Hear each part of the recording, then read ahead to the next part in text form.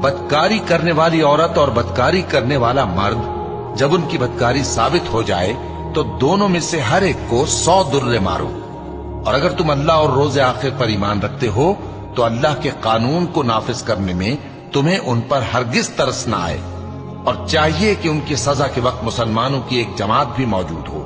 بدکار مرد تو بدکار یا مشرک عورت کے سوا کسی سے نکاح نہیں کرتا، اور بدکار عورت کو بھی بدکار یا مشرک مرد کے سوا اور کوئی نکاح میں نہیں لاتا۔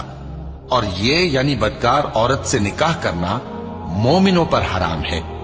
اور جو لوگ پرہیزگار عورتوں کو بدکاری کا عیب لگائیں اور اس پر 4 گواہ نہ لائیں تو ان کو 80 درے مارو، اور کبھی ان کی شہادت قبول نہ کرو، اور یہی بد کردار ہیں۔